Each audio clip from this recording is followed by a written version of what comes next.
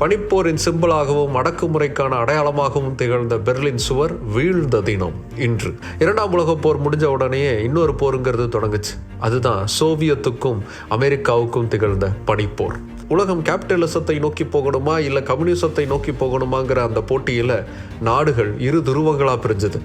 2ஆம் உலகப் போர் முடிவுக்கு வந்த சமயத்தில் பிரிட்டன், பிரான்ஸ், USA கட்டுப்பாட்டில் இருந்த ஜெர்மனி பகுதிகள் வெஸ்ட் ஜெர்மனியாகவும், USSR கட்டுப்பாட்டில் இருந்த ஜெர்மனி ஈஸ்ட் ஜெர்மனியாகவும் பிரிஞ்சு நின்றுச்சு. இது ஈஸ்ட் ஜெர்மனியில் USSR ஆதரவு பெற்ற ஆட்சி நடந்துச்சு. வெஸ்ட் ஜெர்மனியில் USA ஆதரவு பெற்ற அரசுங்கிறது இருந்துச்சு.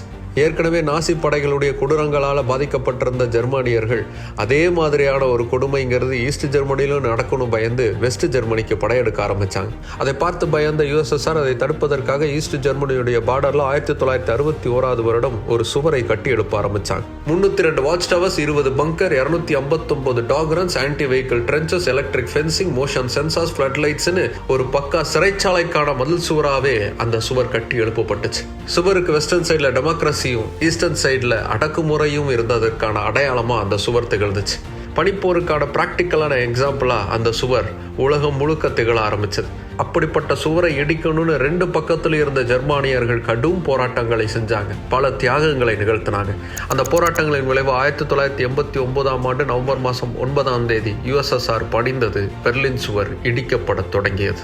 ஈஸ்ட் ஜெர்மனியிலிருந்து வெஸ்ட் ஜெர்மனிக்கு மக்கள் சுவர் வழியாக எகிரி குதிக்க ஆரம்பிச்சாங்க. சுவர்கள் அங்கங்க தகர்த்து இரு பக்கமும் இருந்த மக்கள் அன்பை பொழிந்தாங்க.